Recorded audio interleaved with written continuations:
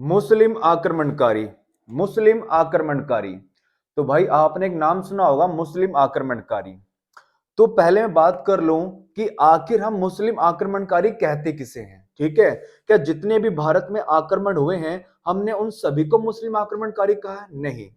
हमारे भारत में कई सारे आक्रमणकारी आए हैं, उनमें से हमने किसी को नाम दिया है विदेशी आक्रमणकारी, किसी को नाम दिया है मुस्लिम आक्रमणकारी, किसी को नाम दिया है गुलाम वंश, और किसी को नाम दिया है खिलजी वंश, तुगलक वंश, सैयद वंश, लोधी वंश, उसके बाद मुगल वंश, उसके बाद ब्रिटिश जो अंग्रेज आए थे। तो इस तरीके से कई सारे आक्रमणकारी आए हैं और उनके अलग अलग नाम दे रखे हैं। ठीक है, तो उन सभी में से मैं एक टॉपिक ले रहा हूं, मुस्लिम आक्रमणकारी।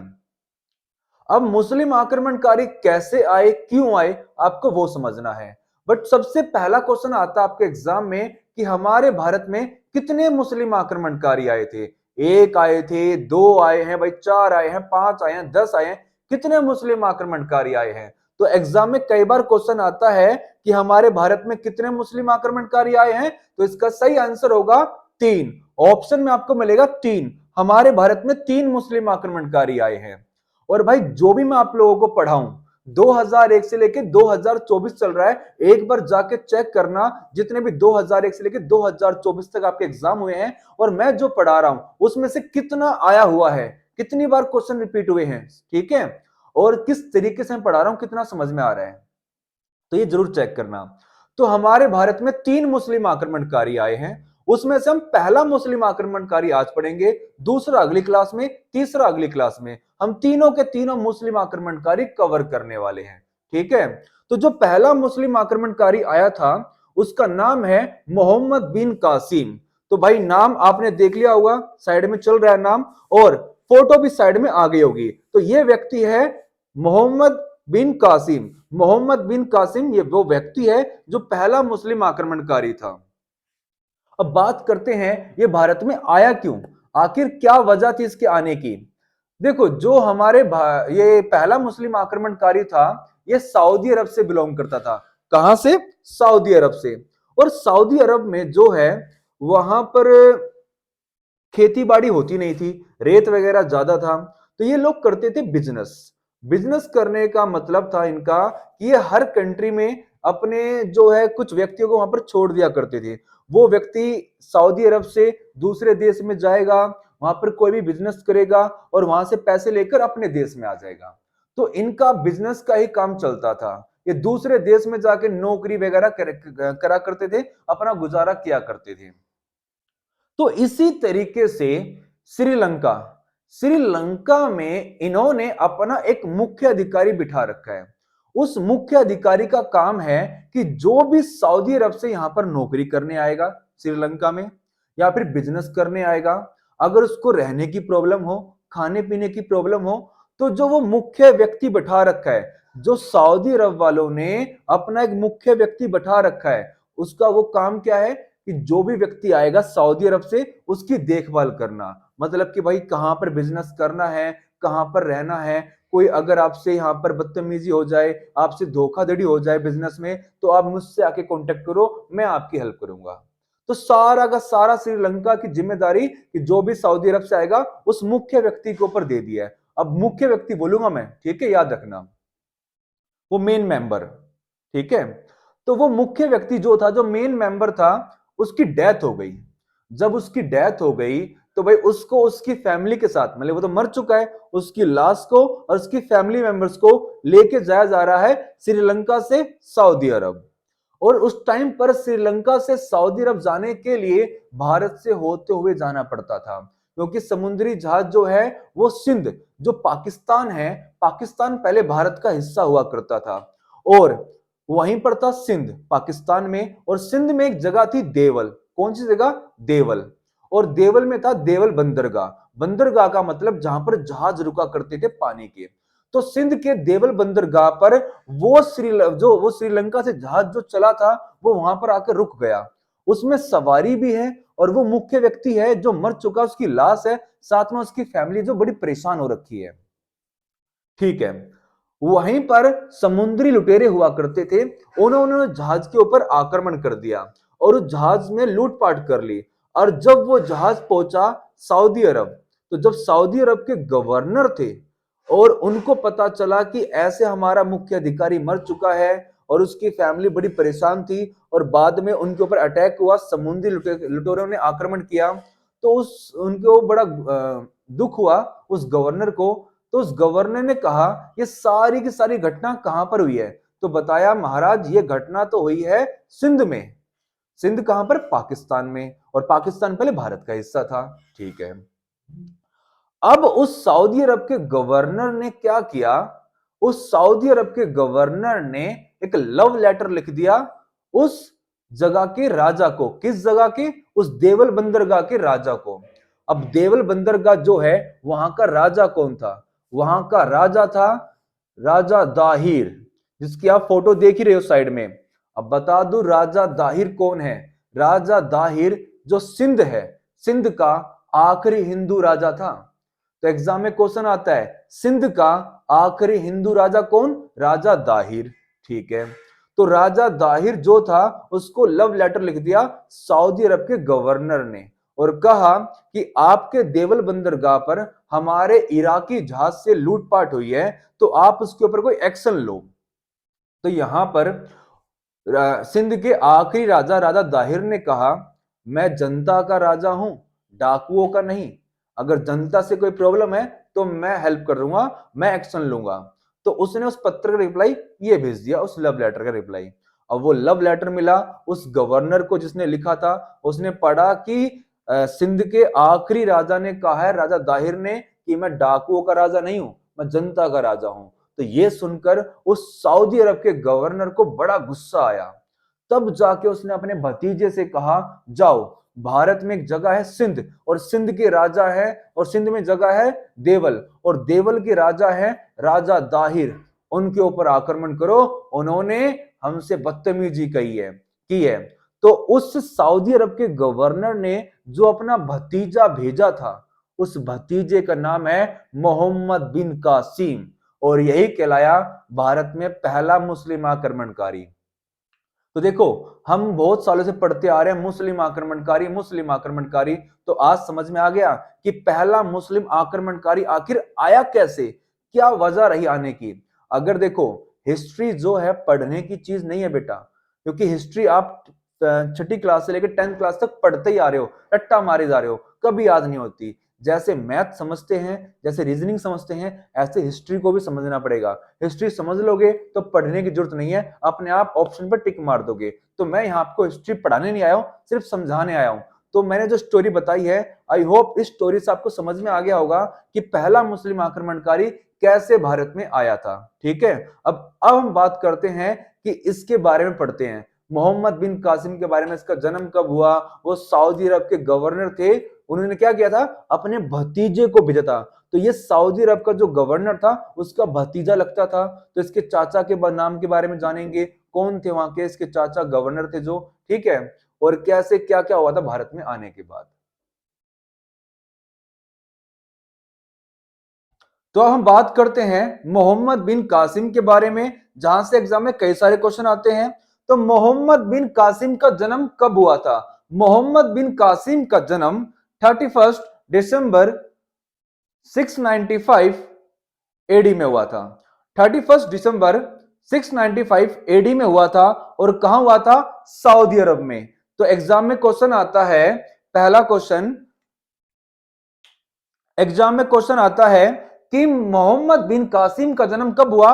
31 दिसंबर 695 एडी में। ठीक है। और कहां पर हुआ? सऊदी अरब में। और अब आता है डेप्थ में क्वेश्चन कि सऊदी अरब के कौन से शहर में हुआ? तो इसका जन्म सऊदी अरब के ताइफ शहर में हुआ। कौन से शहर में? ताइफ शहर में। याद रखना कि मोहम्मद बिन कासिम का जन्म सऊदी अरब के ताइफ शहर में हुआ। अब अगला क्वेश्चन आता है कि मोहम्मद बिन कासिम के पिता का नाम क्या था? तो मोहम्मद बिन कासिम के पिता का नाम था कासिम बिन यूसुफ। तो कासिम बिन यूसुफ उसके पिता का नाम था। क्या नाम था? कासिम बिन यूसुफ। ये मोहम्मद बिन कासिम के पिता का नाम था। तो एग्जाम में क्वेश्चन आए आपको इस पे टिक करना है। अब बात करते हैं, मैंने आपको बताया था कि सऊदी अरब के गवर्नर जो इसके चाचा लगते हैं, जिन्होंने इसको आक्रमण करने के लिए कहा था भारत पर, तो उनका नाम है, इसके चाचा का नाम है हज्जज बिन यूसुफ। तो मोहम्मद बिन कासिम के चाचा का नाम है हज्जज बिन यूसुफ, जो सऊदी अरब के गवर्नर थे, और इन्होंने ही इसको भारत पर आक्रमण करने के लिए कहा था। और महल की गतिविधि या फिर महल को चलाना, तलवार चलाना, सब कुछ इन्होंने इसको सिखाया था। क्यों? क्योंकि मोहम्मद बिन कासिम के जो फादर हैं, इसके जन्म के कुछ टाइम बाद भगवान को प्यारे हो गए थे, और इसका पालन पोषण इसके चाचा हज्जज बिन यूसुफ ने किया है। तो एग्जाम में कई सारे क्वेश्चन आते हैं। पहला क्वेश्चन जो आपका वहां से बनता है कि मोहम्मद बिन कासिम का पालन पोषण किसने किया? हज्जज बिन यूसुफ ने। दूसरा क्वेश्चन कि मोहम्मद बिन कासिम को तलवार चलानी, महल की गतिविधियां संभालनी किसने सिखाई? हज्जज बिन यूसुफ ने। मोहम्मद बिन कासिम को भारत पर आक्रमण करने के लिए किसने भेजा? हज्जज बिन यूसुफ ने। और वहां के गवर्नर कौन थे? हज्जज बिन यूसुफ। ठीक है। और मोहम्मद बिन कासिम के चाचा का नाम क्या है? हज्जज बिन यूसुफ। ये सारे के सारे क्वेश्चन आपके एग्जाम में कई बार रिपीट हो चुके हैं। अब जो इसके चाचा हैं हज्जज बिन यूसुफ, उनकी बेटी का नाम क्या है? जुबेदा। जुबेदा जो है हज्जज बिन यूसुफ की बेटी का नाम है। अब हुआ क्या, हज्जज बिन यूसुफ ने अपनी बेटी की शादी अपने भतीजे मोहम्मद बिन कासिम से कर दी। अब जब इन्होंने अपनी बेटी की शादी अपने भतीजे से कर दी, तो एग्जाम में एक सिंपल सा क्वेश्चन आता है कि हज्जज बिन यूसुफ का दामाद कौन है? मोहम्मद बिन कासिम। एग्जाम में क्वेश्चन आएगा हज्जज बिन यूसुफ का भतीजा कौन? मोहम्मद बिन कासिम। और दामाद भी यही है, कंफ्यूज मत होना, यही दामाद है, यही भतीजा है।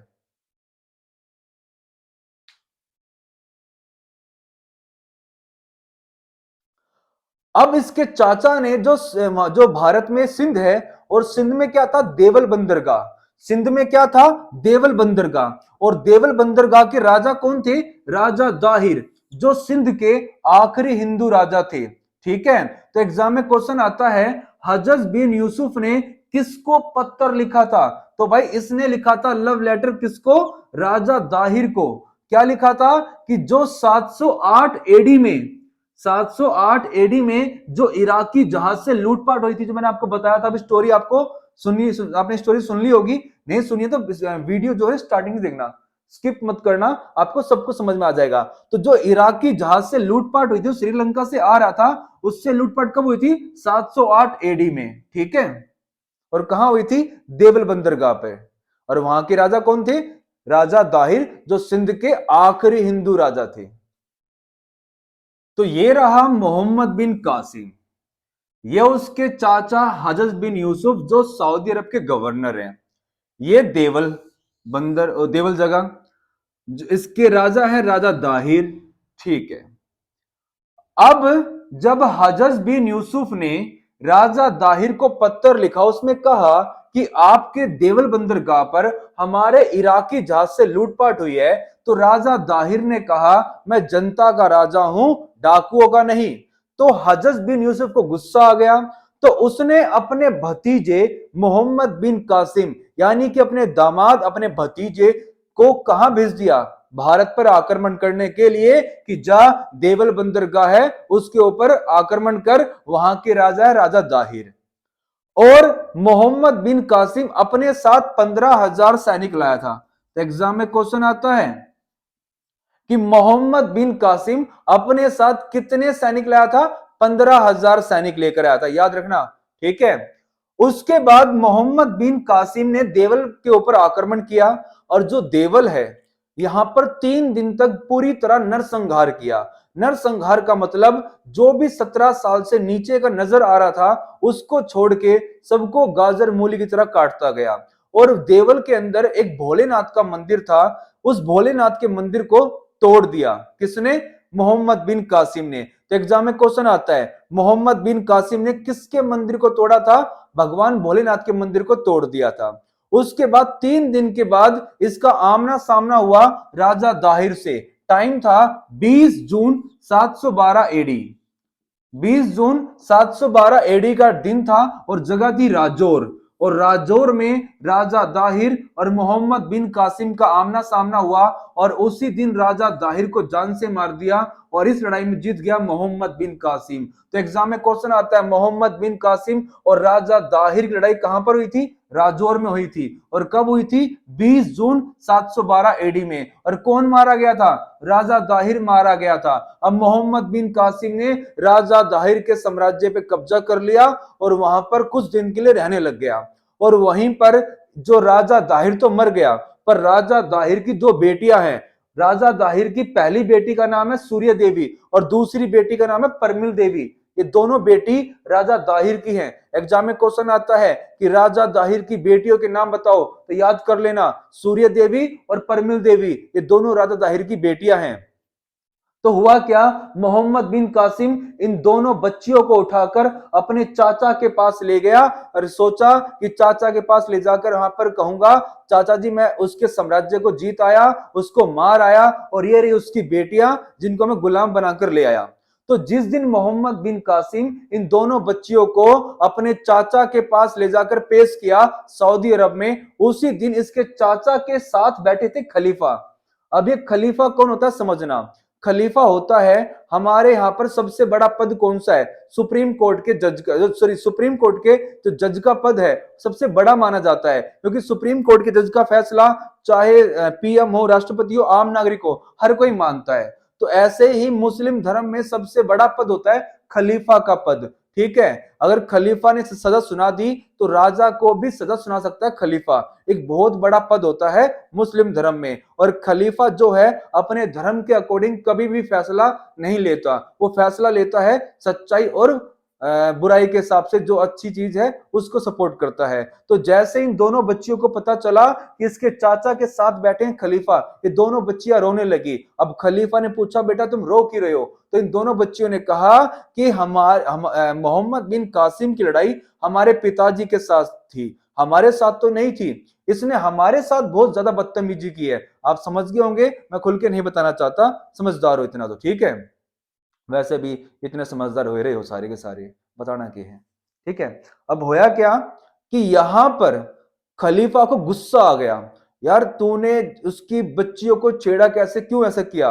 अब खलीफा ने सजा सुना दी कि कल महल में मोहम्मद बिन कासिम को पेश किया जाए, पर बैल की खाल में लपेट कर पेश किया जाए।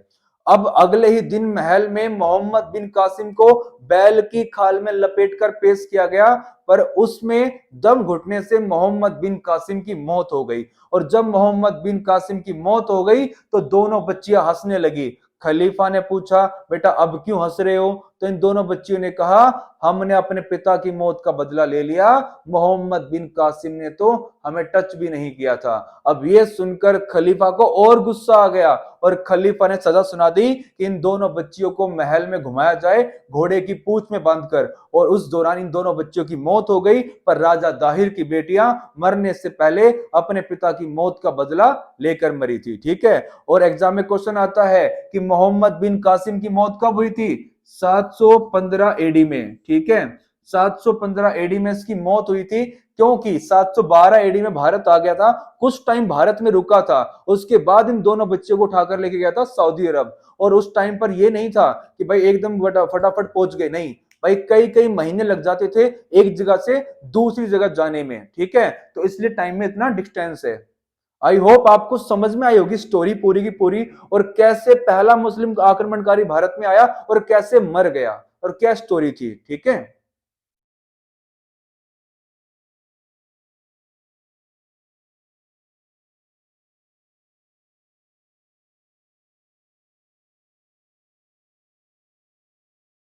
समझते हैं कि जब मोहम्मद बिन कासिम भारत में आया और भारत से चला गया और मर भी गया, तो आखिर उसके आने से यहाँ पर क्या चेंजमेंट हुए। एक नाम सुना होगा आपने, जजिया कर। जजिया कर, जो कर का मतलब टैक्स, और जजिया बड़ा फेमस नाम है, सबसे इंपॉर्टेंट टैक्स है जो हिंदुओं के ऊपर लगाया गया था। तो जजिया कर को भारत में सबसे पहली बार मोहम्मद बिन कासिम ही लेकर आया था। तो भारत में सबसे पहली बार जजिया कर कौन लेकर आया था? मोहम्मद बिन कासिम। किसी ने कहा था कि अगर हम सभी मंदिर मस्जिद जो भी बन रहे हैं ये जैसे सभी चीज तोड़वाई जा रही हैं कि भाई बाबरी मस्जिद तोड़वा दी है तो बाकी सब भी तोड़वा दो, तो जैसे कुतुब मीनार होगा ये तोड़वा दो, ताजमहल होगा ये तोड़वा दो, ये सब भी कुछ भी तो मुगलों के टाइम पर बना हुआ है। पर एक बात बता दें, ये जो भी कुछ बना हुआ है ये जजिया कर से बना हुआ है। जो जजिया कर हमारे पूर्वज जो हमारे बुजुर्ग दिया करते थे, जो हिंदू जो है जजिया कर दिया करते थे, उसी कर से सब कुछ बना रखा है, क्योंकि हमारे ऊपर लगाया था जजिया कर। और भारत में जजिया कर सबसे पहले कौन लेकर आया था? मोहम्मद बिन कासिम। पर जजिया कर में कुछ छूट दे रखी थी। किस किस को छूट दे रखी थी?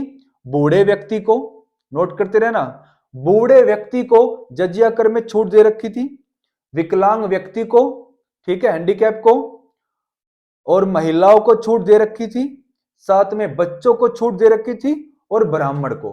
फिर से रिपीट कर रहा हूं, बूढ़े व्यक्ति को, छोटे बच्चों को, हैंडीकैप को, महिलाओं को और ब्राह्मणों को, इन 5 जनों को जजिया कर में छूट मिली हुई थी। इन सभी को छोड़कर बाकी जितने भी बच गए उन सबके ऊपर जजिया कर लगाया जाता था, और जजिया कर सिर्फ हिंदुओं के ऊपर लगाया जाता था। और सबसे पहले कौन लेकर आया था? एग्जाम में कई बार क्वेश्चन आता है, मोहम्मद बिन कासिम भारत में सबसे पहली बार जजिया कर को लेकर आया था, इसने ही लगाया था। दूसरी चीज हमने और क्या सीख लिया? हमने सीख लिया मोहम्मद बिन कासिम के भारत में आने से हमने खजूर की खेती करना सीख लिया। ठीक है, तो खजूर की खेती हमने किसके आने पर सीखी? मोहम्मद बिन कासिम के भारत आने पर सीखी। दूसरा, हम ऊंट पालने लग गए। ये सऊदी अरब से आया था, वहां पर ऊंट बहुत हुआ करते थे, रेगिस्तान है सब कुछ, तो इसलिए हमने ऊंट पालना सीख लिया मोहम्मद बिन कासिम के आने से। ठीक है, अब एग्जाम में क्वेश्चन आता है कि उस खलीफा का नाम बताओ जिस खलीफा ने मोहम्मद बिन कासिम को सजा सुनाई थी। उस खलीफा का नाम है खलीफा सुलेमान। खलीफा एक पोस्ट, एक पद का नाम है, जो सबसे पावरफुल पद होता है मुस्लिम धर्म में, और इस पे जो बैठता है उसका नाम कुछ भी हो उसको खलीफा कहा जाएगा। ठीक है, बट उस खलीफा का नाम था खलीफा सुलेमान। तो एग्जाम में क्वेश्चन आएगा, मोहम्मद बिन कासिम को किस खलीफा ने सजा सुनाई थी? खलीफा सुलेमान ने।